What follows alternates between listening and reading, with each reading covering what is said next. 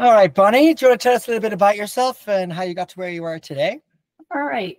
So I'm a chief operating officer for Turning Point Restaurants. I got here today. I joined the company 25 years ago. I had gone to culinary school. I came out, I was hired as the chef. At the time, we only had one very small little location. We had opportunity to open up another location, which then snowballed into kind of where we are today. Through the process of the years of opening the restaurants and working closely with the owner, he started to kind of show me more of the business side of it, which eventually led me kind of out of the kitchen and more into sort of overseeing the whole operations, as he needed help in the process of overseeing the multiple locations. My role morphed into more of a corporate chef slash director of operations. And over the course of the years, I think it was about 2 years ago where my title changed to its most recent of chief operating officer. That's amazing. And you guys have what, 30 plus locations at this stage now? It's like some incredible amount. Yeah, well, we have 24 corporate owned and we have one franchise, and we have this coming year, we have 5 locations. We have locations currently in New Jersey, Pennsylvania, and Delaware. We have signed on 3 different franchisees, so we have that ball rolling right there. We have 2 locations right now for Florida. We have 2 locations for Virginia. So 2024 to 2025, at that point, we will probably actually go above 30. We'll probably go around 35 locations somewhere within the next year or 2. That's incredible stuff. Like, I mean, firstly, congratulations on like dealing with that level of scale and that level of like, I mean, that's unbelievable. I mean, as the chief operating officer, you must have your hands full, to say the least.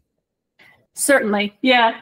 Well, like discussed earlier, you wind up kind of wearing a lot of different hats. And because, through the course of the years that I've been involved with the technology in regards to the POS and KDS screens, and you start to get, a little educated in that department. And, now I kind of am overseeing the marketing department, and I work, alongside with my HR department and a little bit with the payroll, and, tapped a little bit into facilities. I've opened up, all of our locations. So, there was the days of, peeling off the plastic off of the equipment and building the shelves, so you just wind up getting such a vast amount of knowledge and experience, outside of, where originally it all started from. Yeah, it's, I mean, you get to blend all of those like sort of like experiences together to get to where you are today, because it's not often that I get to speak to somebody that starts as like a chef that find themselves into sort of operations and operator kind of role. It's actually interesting. Yesterday I had on the podcast, I had I'm gonna butcher his name, but his name's Mike Gabrinowitz or Gabrinowitz. He's gonna kill me for that. But basically, like I said, I can't pronounce his name. And he was CIA 4-time James Beard semi-finalist, and now he runs Tupelo Honey, and it's like down in the Carolinas, I guess, and a few other like there, 15 plus locations, and it's like same kind of thing. It's like very interesting to be able to take that side and understand like what it's like to truly be in a kitchen and understand. Like start like leveling up more and more and more. I mean, to be where you are today after 25 years is thoroughly impressive. I guess the question I'm kind of leading into is like, now that you've kind of run the gamut and you've seen across the board kind of all the different permutations of problems or challenges or opportunities that you could face, like in 2024, January here in 19, like what are the 3 biggest challenges that you think you're going to face this year? Because you mentioned you got like 5 new restaurant openings, right? But like, what are the kind of large challenges that you think you're going to face? I think for us, the biggest challenge that we're going to face really ultimately is going to be the level of this scale up that we're in right now, and trying to balance, as we are starting to incorporate the franchisees, which we also support, when they're doing their store openings as well and their trainings. And then we have our own on top of it. When we had our first franchisee that opened up a year and a half ago, you're just dealing with just that one opening, so that's easy. But, going into this year, we were like, wow, okay, we have about 5 stores that we're going to be opening. We have 2 locations that are going to be opening in Florida. We have 2 locations that we're signing leases for in Virginia. And then we have these new 3 franchisees that have signed on to multi-units. And that'll be the first time for us where we'll have to figure out, one, expanding our team, because I have an operations department that I oversee, and kind of splitting everybody out. And we've always done our openings together as a team. And now you have to start deploying your team, you know, more independently, like, hey, I need you out here, you out here, you out there. I have people in my team right now that we are intending to, who's going to go down to Florida and be down there committed for at least 2 years to focus on that. And I have 2 people right now that have been with our company for 15 years that are running 2 different locations for us that are going to be signing on to go down to Virginia. You know, those managing that aspect of franchisees and then our people being so far out of state while we're also trying to run our operations locally, I think that's going to be a lot of the challenge. But on the flip side of that, because we've been willing, you know, capable of anticipating this 2024, 2025 huge, you know, growth path that we have, we've also really set ourselves up to be able to grow and develop people that we have within our company, so that we can have a greater success with this new level of responsibilities that we're about to face. You know, it's interesting you say that, because that's exactly where my mind was going. That, like, you know, because it's so interesting, because the conversation I hear constantly from people is like, there's hiring is basically like the biggest challenge, like no matter what.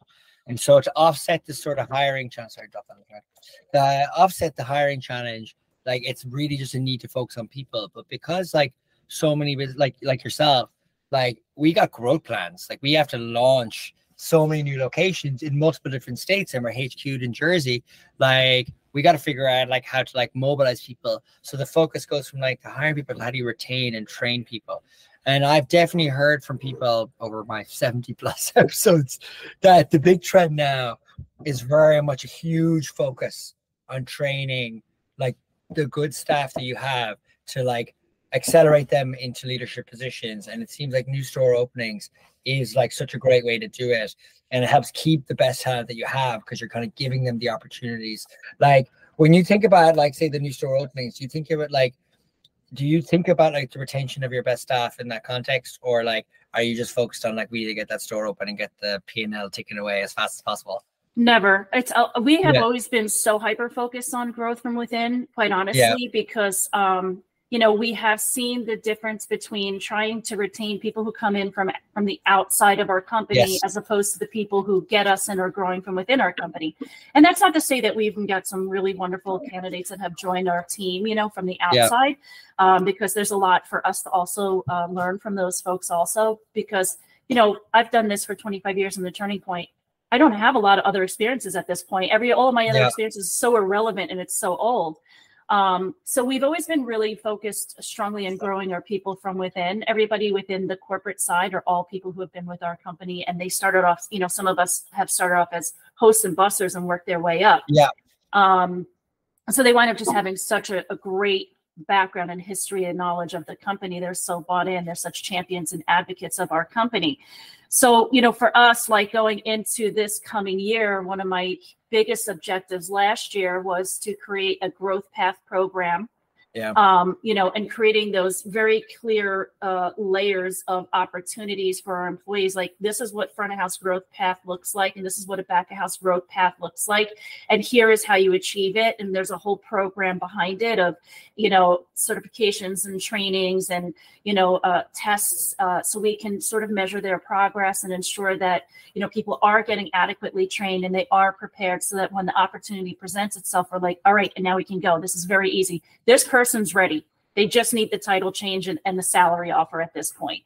You know, and then the other thing that I've been doing, especially with the fact that we're going to have so many locations, is, you know, I started to create these roles that are sort of the in-between general managers and district managers, because right now, currently, we don't have the opportunity to promote 5 people into district manager roles. So we, you know, I had created these multi-unit management positions. So now I have some of our senior general managers. They've been with us a really long time, and it gives them an opportunity to learn how to manage multiple units without it being 8 units, but maybe they're overseeing 3 units, and teaching them and developing their skill on managing managers and managing operations from just a different level.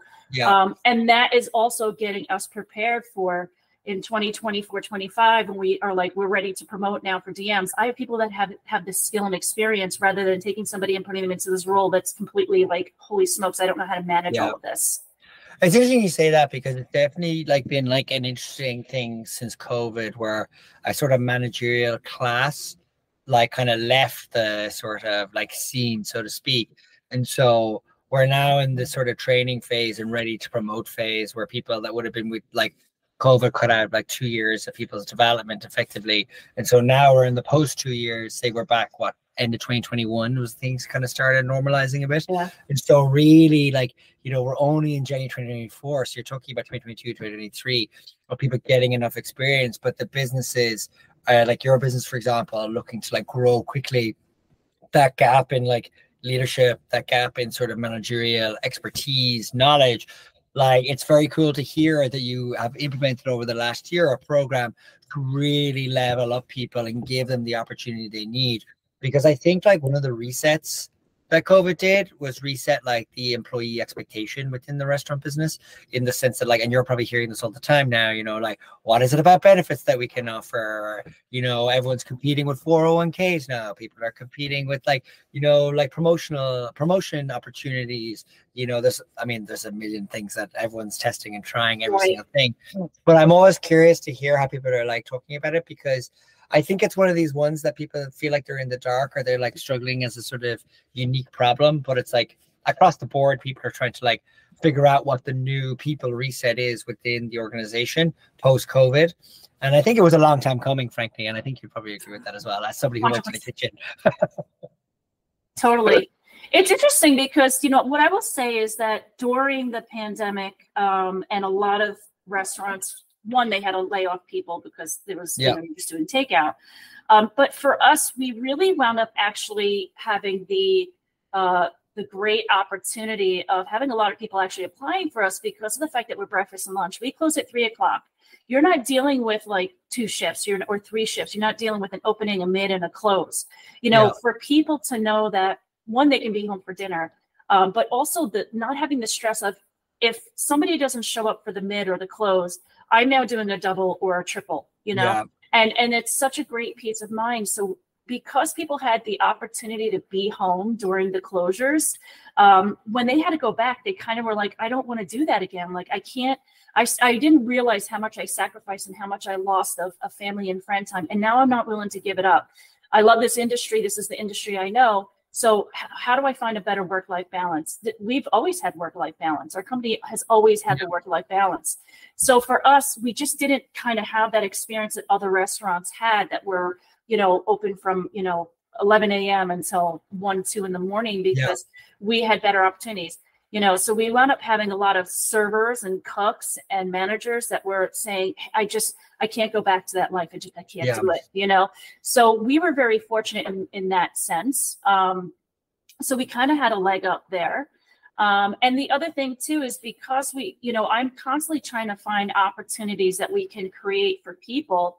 There's a lot of companies that just, they can't, or they don't, or they won't. And also because we do have such a good connection with our team members. You know, we send out every year to our managers, like, what are your growth goals for the year? Like, what are you looking to achieve now? What are you looking to achieve, you know, in the future? What are you looking to achieve for your team and your store individually? What's your career, you know, your dream job, you know, what does 5 years look like for you? And that really helps us say, we look at that and we go, all right, what can we kind of create to give these people some opportunities? I have people that really love the social media aspect and they have experience in there. Let me hook them up with my marketing manager, because she needs help in that area. I now have a manager who helps create reels in one of our locations. And now this manager is doing 2 things that she loves, you know? And so they feel like, we have a tether on our employees, not just in the manager side, but also when it comes to our hourlies to say, what kind of opportunities can we create, for these people? My back of house growth path program, I have my culinary managers. We sent out a message to our culinary managers, who's interested in helping us build this program? You get a pool of 5 managers that say, hey, I want to be a part of that. Perfect. Here's some guidelines, and I'll keep checking in on you, and you guys just, do your team thing. So when you give these opportunities, or you try to create these opportunities, you get so much more advocacy and buy-in and retention when you do that, because they feel like they're just a part of something so much bigger than just their title. Totally. And like we were saying, like, long time coming.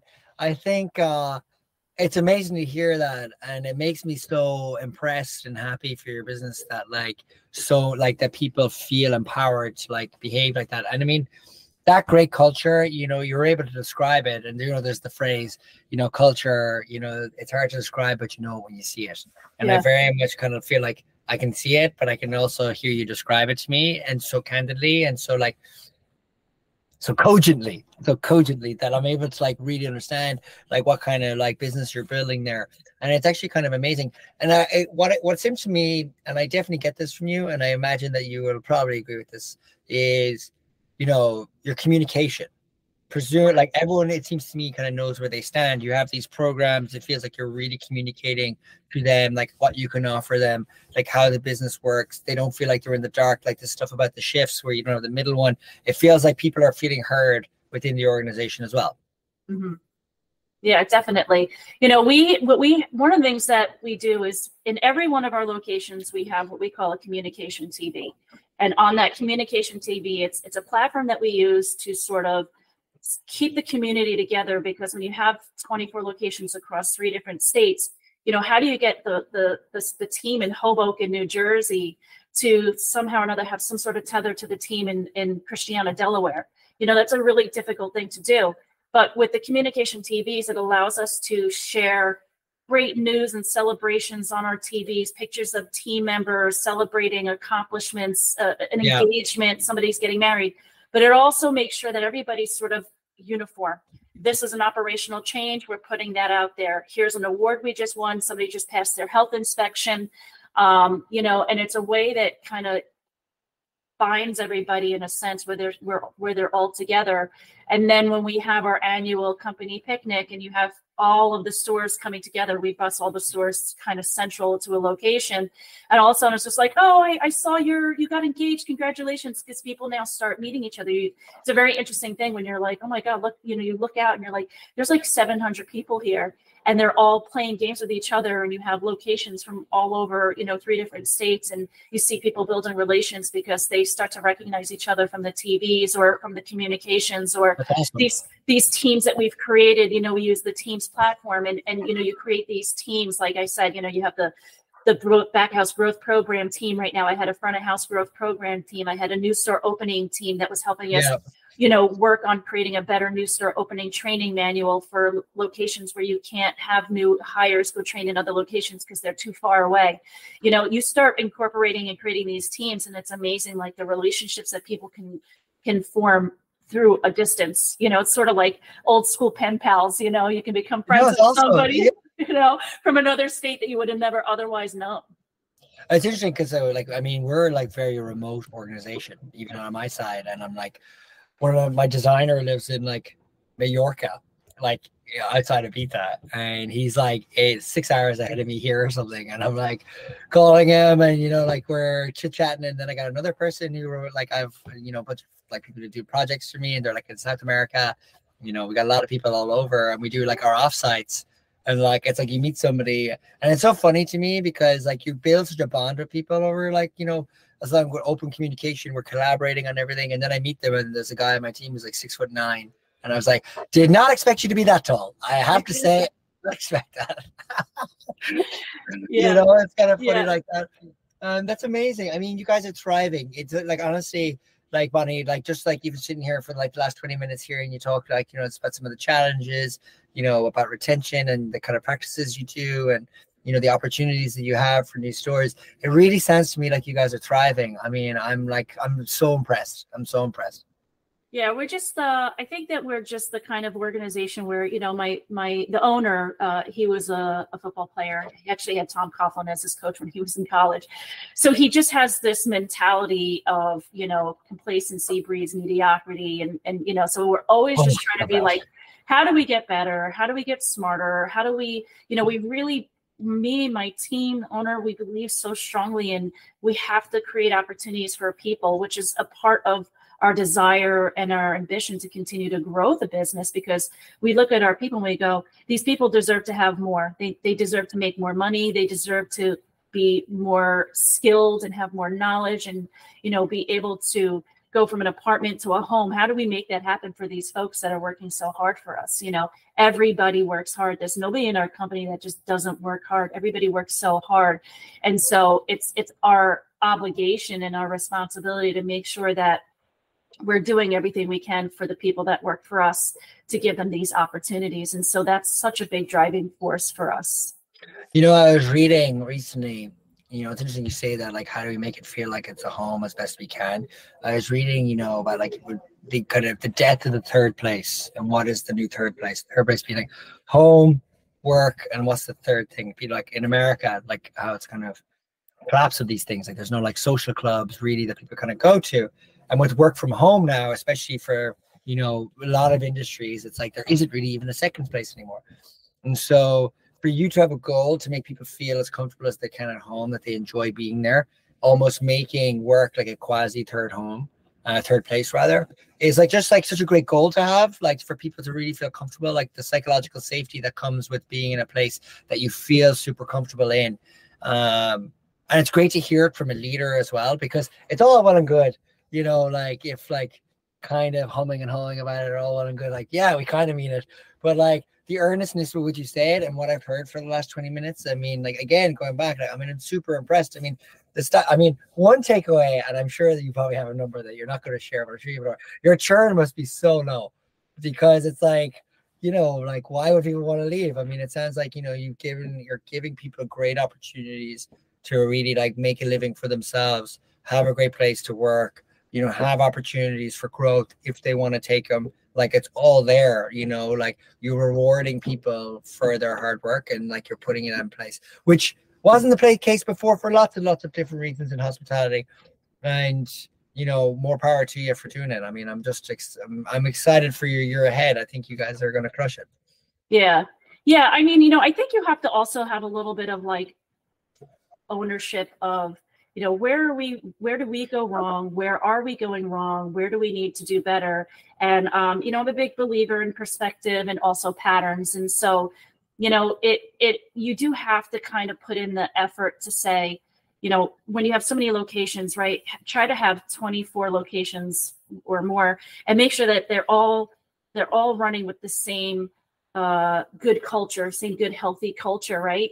And you have to be able to identify, we do have an employees relations manager in our company, and part of her responsibility is to identify locations that are having turnover, you know, and then it's our responsibility, me and my operations team, to say, we need to figure out what's going on over here because there's a problem, and we need to figure out where the problem is. Because if you just sort of just let, you know, what are they the saying, let lying ducks lie, you know, nothing's gonna, it's only gonna get worse, you know. So you really have to be, I would say one thing about us is we are very protective of our culture.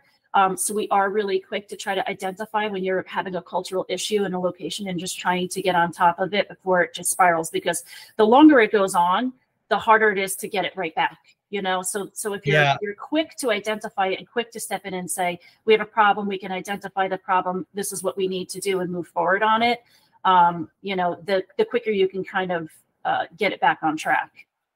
Totally. And I think, you know, like that just stems from having a positive, open culture as well. And just having very kind of clear lines of communication across, you know, different hierarchies and different people within the organization.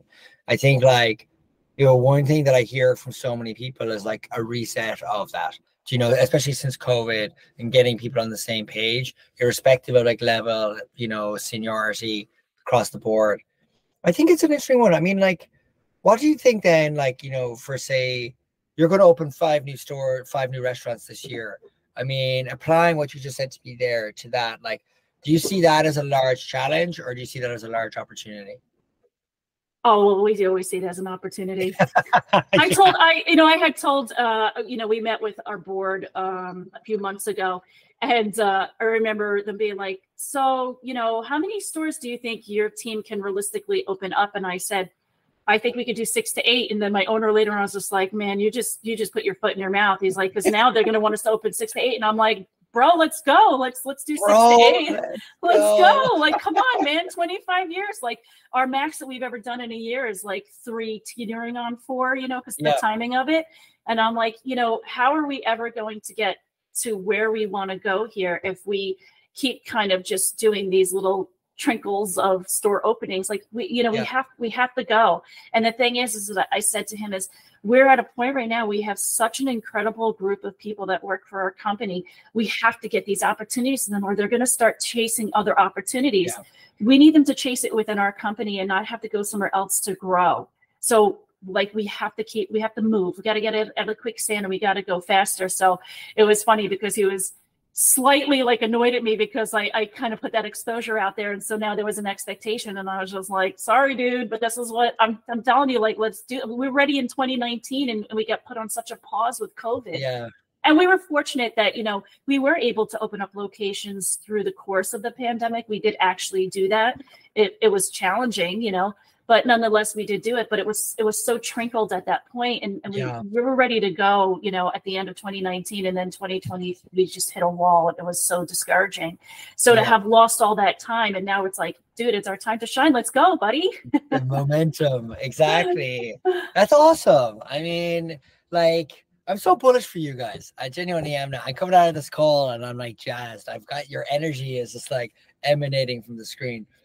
I guess like the last thing I'll say to you, because we're a bit over obviously, is like, if somebody like a peer of yours was listening to this, like, what would be the thing you would like say as just like a word of advice? Oh God. Oh my God. I think that if I got to just kind of look at myself, I think that keep an open line of communication and be open to what your team members are feeling and thinking, and their insight, and maybe some of their hopes and desires, and try to find ways to be able to make those things happen if you can. It doesn't have to be 100%, but your people are everything. You can't do anything without the team behind you. Like, you can't go to battle without soldiers, and I think that it's really important to listen to those people, because operationally, like on our end, we can think of the menus and the recipes and the design of the restaurant, right? But if you don't have the team of people to support you and advocate for you and stick around, right, and not abandon ship to go for, chase the other opportunities, you can't do that. So I think, keeping an open ear and taking into perspective, some of their hopes as an employee, I think that you can create such a wonderful culture. You have an opportunity to really create a great culture. And like I said, try to layer in opportunities where you can. It doesn't take tons of money. You don't have to give somebody a $25,000 a year increase to give them these projects and make them feel valued and empowered. So I think that's really, big for us. And then having plans and being prepared and actually implement your plans. Like I said, for us, we could see coming down the pike what 2024 was going to be for us. And I said, okay, we need to be prepared for this. How do we do this? How do we open up 5 to 8 locations when we've not done it before successfully without, losing our hair and turning gray, So making a plan in the anticipation of knowing what the future is going to bring you. That's awesome. Well, Bonnie, thanks so much.